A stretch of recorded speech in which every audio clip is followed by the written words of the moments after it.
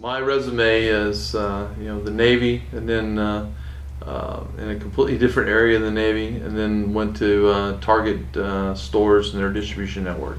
That's where I cut my teeth. That's where I learned the logistics business, working all over the country for Target stores in their distribution network. That's where I learned the basics of operations, running large facilities. From there, I went to Excel.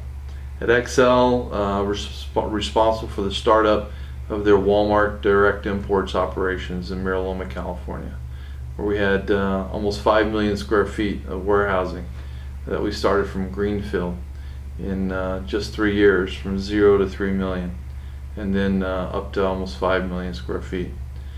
From there, I worked with the Coors supply chain as Excel won the contract to take over the entire Coors supply chain.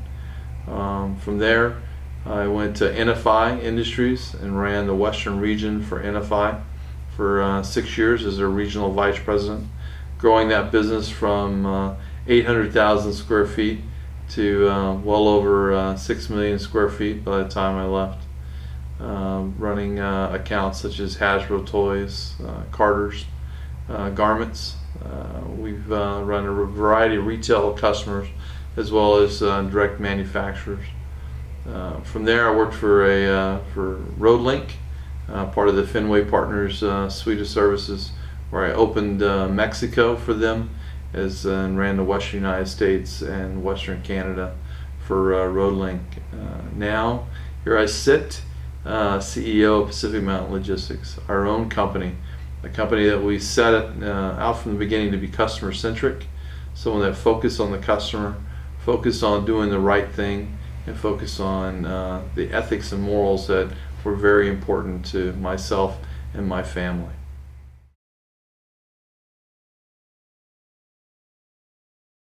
Starting a business at this time is a huge gamble.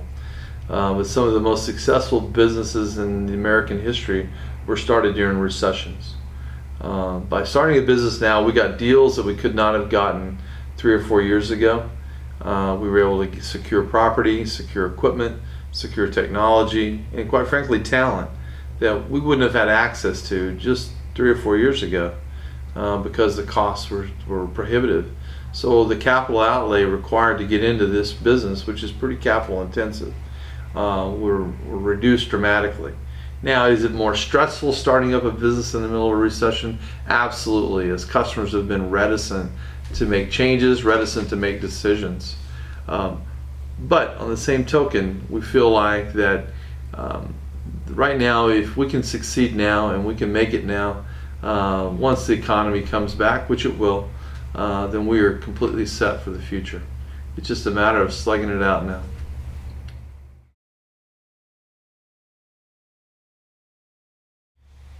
In today's world, marketing is changing more than I've ever seen it.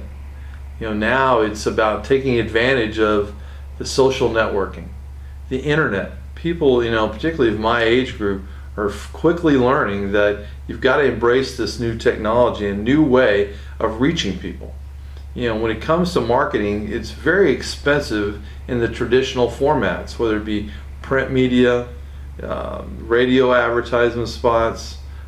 Those types of marketing avenues are expensive and quite frankly arcane. So now it's about taking advantage of Facebook and LinkedIn and those types of environments, whether it's trying to figure out for an old guy how to tweet. I still don't know exactly what the whole tweet thing is, but I know it's a great way to meet customers and get out there and get a personal touch. The other thing is, now with this new electronic environment, you get instantaneous feedback. While the old networks still work, and it's a great way to market your company, and a great way you've got to have those connections around the country and around the industry. Now that connection that used to be a phone call and snail mail is instantaneous. I can post in one spot and hit everybody all at once. And I can update everyone all at once of what the company's doing and what we're moving into. And that is something that was never available before. And now it's all about learning new ways to market company in a more personal fashion. whether it's, how now you see user content and all these other types of media. Now you're saying that, okay, I've got to create content. I have to create content that everyone can see because everyone's online. And now you're seeing that more and more of your customer base is online looking for ideas, looking for solutions. And you just have to be the one out there providing the solutions.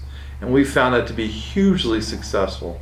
If we go out there and whether it's, again, LinkedIn or Facebook or Twitter or all those different social media types, if you're out there providing content, providing solution, providing information to people, they're going to come to you for your expertise.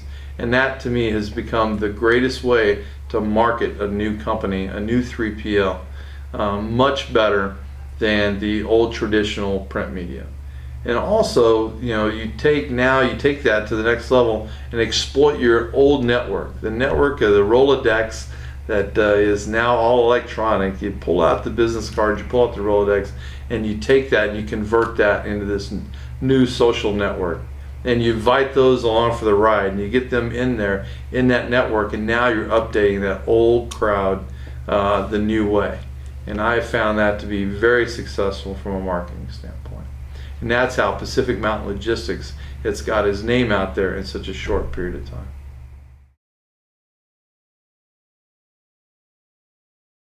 The status of the industry is that it's, like everything else in America today, it's changing. I've said before that going forward, people have to be smarter about their supply chain. They can't just, pick and choose. Everything needs to be integrated now, particularly because of the technology and the speed that customers want information. In the past, getting information in 48 to 72 hours, was always acceptable. Whether it was an inbound receipt or confirmation of an outbound shipped. But it's just like today. I refer to it as the FedEx mentality. Everybody wants everything the next day. So the logisticians, the guys running these DCs, have to change their attitude and change their approach. Where before same day order, same day shipping was, an exception, now it's the rule. Because society has changed, our expectations have changed. Everyone feels like they should be able to get something, tomorrow. When we were kids in my generation, you ordered something out of a catalog and you hope to get it in 6 to 8 weeks. These days someone gets upset if they don't get it in 3 days. And people don't think about what that impact that has on the warehouse and on the supply chain. Whether it's the inbound, making sure the inventory is available, the guy that has to process that order in the warehouse and get it out, and the trucker that has to get that to the destination, all within 2 or 3 days. It's a remarkable feat if you look at it from the entire perspective, but the American consumer has, become dependent upon that. We have to be satisfied right now, and otherwise we'll go to the store and get it. So the internet fulfillment guys require their 3PLs now to be very, very quick in what they do, very precise. And the other thing is the accuracy required now is much tighter than it was even 5 or 10 years ago. The accuracy, with an internet order, if they get one bad order, they may never visit that consumer again. One bad shipment, one bad experience, and you could put an entire company out of business. All it takes is a couple of complaints on Facebook, a couple of complaints on MySpace or anywhere else on the internet, and you can put an internet company out of business. And that's a huge responsibility now on the 3PL to pay attention to what they're doing. Otherwise, you could harm that company irreparably, particularly in this economy. In this economy, the retailers have no room to make mistakes. Any mistake could be fatal, particularly for a small startup. And so as logisticians in the supply chain, we have to be cognizant of our responsibility to keep the economy flowing. And it isn't just moving the freight, it's moving the freight at the speed it's required and at the accuracy that it's required. The right stuff at the right time and the right place. That becomes even more important as the economy comes back and these retailers are just struggling to survive. The 3PL and the warehousing piece of the puzzle, have a huge responsibility in making sure that these retailers survive.